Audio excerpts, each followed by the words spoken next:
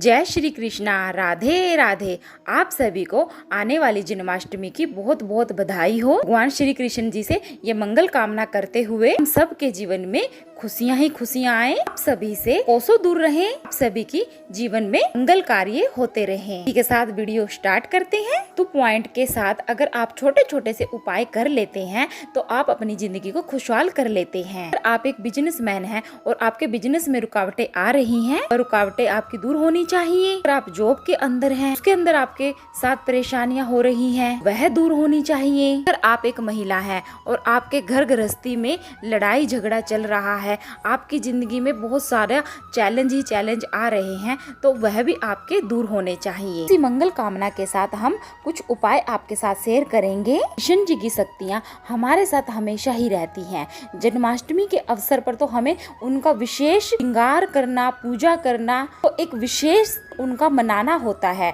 बाकी की कृष्ण की त्रिदेव शक्तियाँ हमेशा हमारे साथ रहती हैं। त्रिदेव शक्तियाँ कौन सी हैं हमें जानना चाहिए। ब्रह्मा, विष्णु, महेश की शक्ति। ब्रह्मा जी की जो शक्ति है बताएगी हमें उत्पत्ति की शक्ति। वह जो शक्ति जो किसी भी प्रारंभ के लिए शुरू होती है, वह शक्ति जो किसी भी चीज को इनिशिएट करने के लिए रिस्पॉन्सिबल है। शिव की शक्ति है पूर्णता की शक्ति। प्रारंभ और पूर्णता के बीच अंतराल है विष्णु तत्व का, यानी कि भगवान श्री कृष्ण जी का ही स्वरूप हमें मान सकते हैं। इसका मतलब जब हमारा जीवन प्रारंभ होता है, ऐसा जीवन हमारा जब तक कंप्लीट नहीं होता, पूरा जीवन हमारा जब कर्म के साथ साथ चलता है, कर्म के साथ इन्वॉल्व होते हैं, ये शक्ति है विष्णु तत्व की, यानी कि भगवान श्री कृष्ण जी की शक्ति। इसी शक्ति की पहचान भगवान श्री कृष्ण जी ने अर्जुन को कुरुक्षेत्र के युद्ध में करवाते हैं। अर्जुन अपने सामने अपने भाइयों को देखकर, गुरुजनों को देखकर, अपने दोस्तों को, अपने बंधुओं को देखकर भगवान श्री कृष्ण जी से कहते हैं युद्ध नहीं कर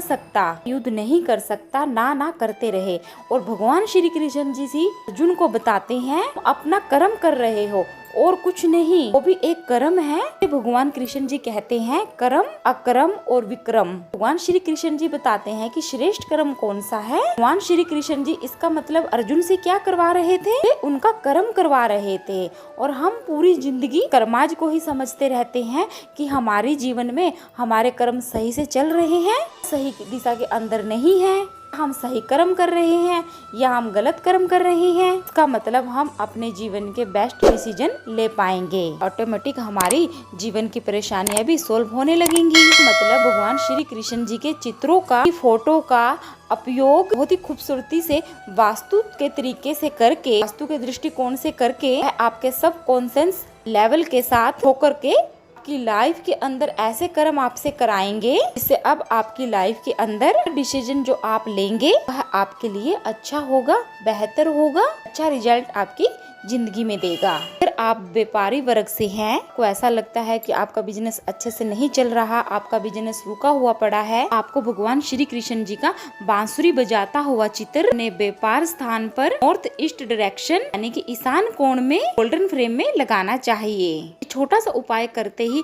आपका जो बिजनेस है वो वृद्धि में आने लगेगा, आपके फंसे हुए पैसे वापिस आने लगेंगे, कृष्ण भगवान जी आपके साथ करने लगेंगे। ये मेरी आपके साथ मंगल कामना है। विश्वास से करके तो देखें। यहीं पर आप जॉब के अंदर हैं और आपको जॉब की परेशानियां आ रही हैं, कि भगवान श्री कृष्ण जी का चित्र आप गोल्डन फ्रेम में छोटा सा करवाकर अपने डेस्क के ऊपर रख लें, तो देखना आपको जल्द से जल्द की नौकरी में तरक्की मिलने लगेगी, एग्रीमेंट आपके होने लगेंगे। वहीं पर जो औरतें शादी में परेशान हैं, काफी साल हो गए उनकी शादी हो गई है पर उनको संतान सुख नहीं मिल पा रहा है, क्या करना है, भगवान श्री कृष्ण जी का वह चित्र लेना है जो माँ यशोदा ने कान्हा जी को गोद में उठाया हुआ है। कान्हा स्वरूप के यशोदा मैया ने कान्हा जी को अपनी गोद में उठाया हुआ है। यह चित्र आपने घर की ईस्ट और नॉर्थ ईस्ट डायरेक्शन में गोल्डन फ्रेम में लगा दीजिए। श्री कृष्ण जी का आशीर्वाद आपके ऊपर जरूर बनेगा कि घर के अंदर जल्द से जल्द नन्हे नन्हे लड्डू गोपाल जी आएंगे। आपके घर के अंदर हरदम एक वातावरण सा खराब सा रहता है,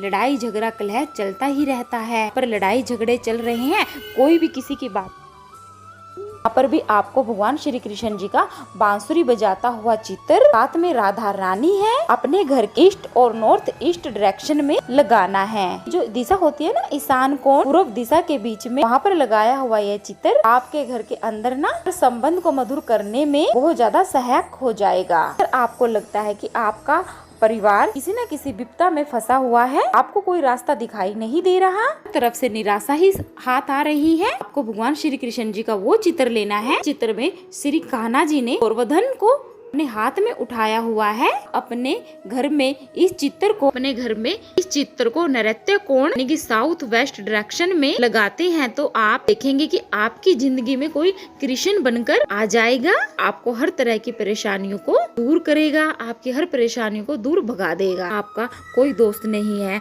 आप हमेशा जिंदगी में अकेले पड़ जाते हैं, कोई आपका साथ नहीं देता, तो आप भगवान श्री कृष्ण जी का सुदामा जी के साथ कोई भी चित्र हो अपने घर के वायव्य कोण की नॉर्थ वेस्ट डायरेक्शन में गाते हैं। कोई ना कोई व्यक्ति आपका साथ देने के लिए हमेशा देगा। ये तो वह उपाय थे जो आपको वास्तु की दृष्टि से करने हैं, के साथ शेयर करेंगे महा उपाय। आपको 6 तारीख को यानी कि कृष्ण जन्माष्टमी पे 4:42 से लेकर 5:30 तक शाम को करना है। पहले आपको भगवान श्री कृष्ण जी के सबसे प्रिय मोर पंख को लेना है, तो मोर पंख का स्वास्तिक बना करके अपने मुख्य द्वार पर लगा दे। उपाय आपको कब करना है? जब करना है जब आपको लगे कि आपके घर में बहुत ज्यादा नेगेटिविटी है, नजर दोष रहता है।